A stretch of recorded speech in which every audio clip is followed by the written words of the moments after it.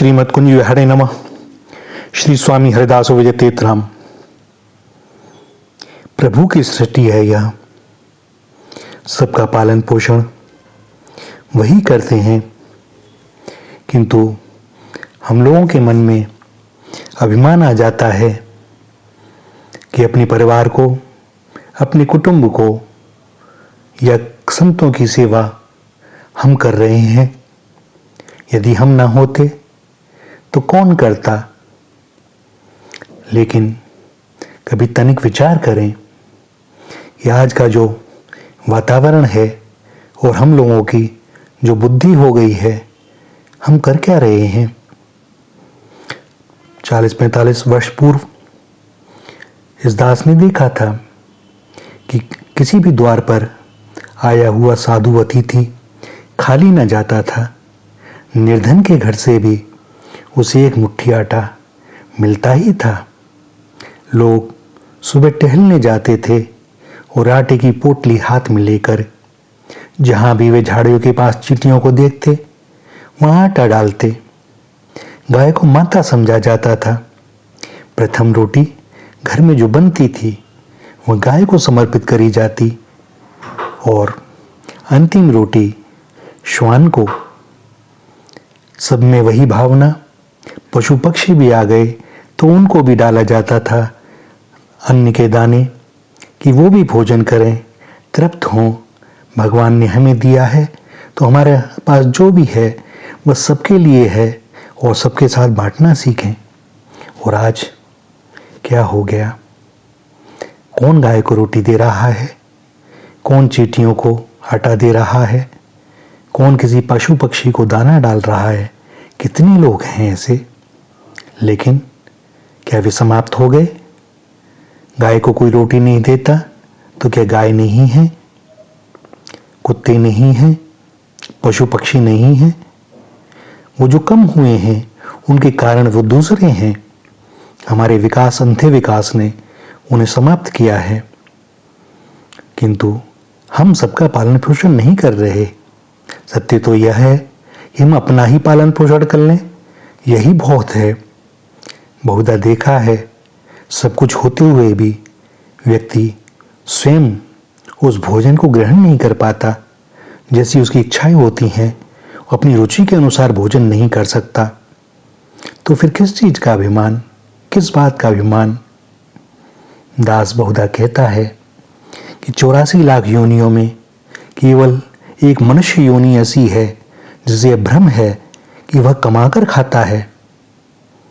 अन्यथा किसी भी योनि में देख लें, कौन भगवान सबको दे रहे हैं, घर बैठे दे रहे हैं। एक सेठ जी बड़े साधु सेवी थे। उनका नियम था कि बिना किसी संत वैष्णव को भोजन कराए स्वयं अन्न जल नहीं ग्रहण करते थे। उनके यहाँ कई नौकर केवल इसलिए नियुक्त थे कि वे साधु महात्माओं को खोज खोज कर घर लेवा लाएं। एक दिन की बात, संयोग से कोई महात्मा नहीं आए, तलाश करने पर भी नहीं मिले। समस्या यह थी कि बिना संत को भोजन कराए सेठ जी कुछ खा पी भी नहीं सकते थे। अतः सबको यही चेष्टा थी सबकी कि कहीं से कोई संत आवे। इतने में एक नौकर एक व्यक्ति को लेवा लाया और देखने में साधु जैसा ही प्रतीत होता था। दाढ़ी बाल उसके बढ़े हुए थे। अतः सेठ जी ने उसे ही भोजन कराकर भोजन करने का निश्चय किया। उस व्यक्ति को भोजन परोसा गया और भोजन परोसते ही वह व्यक्ति बिना कुछ राम श्याम कहे भोजन को ग्रहण करने लगा। सेठ जी नित्य संतों को भोजन कराते थे, अतः उन्हें साधुओं की भोजन करने की पद्धति मालूम थी। क्योंकि संत पहले प्रसाद को भगवान को अर्पित करते हैं, फिर सीताराम राधेश्याम कहते हैं, फिर 4 धाम 4 संप्रदाय एवं दाता भोक्ता की जय बोलते हैं, वैष्णव संत जनों की जय बोलते हैं, यमुना गंगा गोदावरी नर्मदा कावेरी की जय बोलते हैं, भक्त और भगवान की जय बोलते हैं। इसके बाद भोजन करना प्रारंभ करते हैं। परंतु इस व्यक्ति ने यह सब कुछ नहीं किया। जब सेठ जी ने कहा भी कि भैया तुमने तो भगवान का भी नाम नहीं लिया। तो उसने उत्तर दिया, हम नहीं मानते हैं भक्त भगवान को, न किसी धाम संप्रदाय को, न राम श्याम को। कौन होते हैं ब्रह्म परमात्मा? सेठ जी को क्रोध आ गया। समझ गए कि यह तो कोई नास्तिक है। अरे भैया, मैंने कोई नास्तिक को खिलाने का व्रत थोड़े ही लिया है, मैंने तो संतों को खिलाने का व्रत लिया है। उन्होंने नौकरों को आदेश दिया, इस व्यक्ति को धक्का देकर चौके से बाहर निकालो। नौकरों ने उसे बाहर निकाल दिया।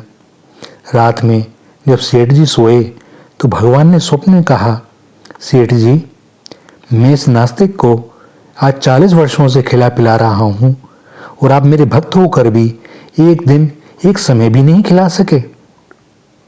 सेठ जी की आंखों में अश्रु आ गए। भगवान की सर्वभूत हितैषिता विचार कर गदगद हो गए। एक और दृष्टांत है।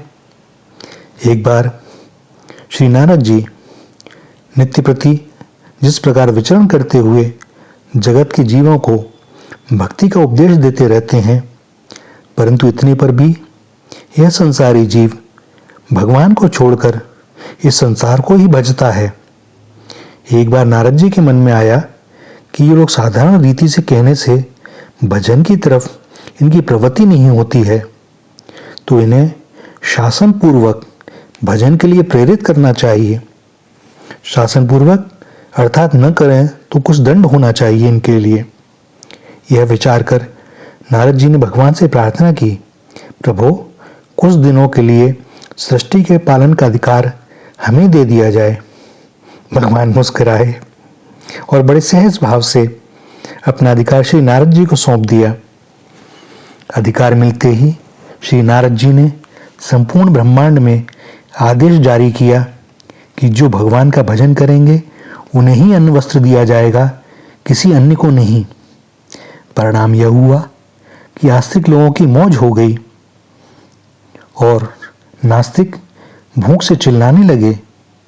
करुणा वरुणालय भगवान से उनकी आह पीड़ा देखी न गई।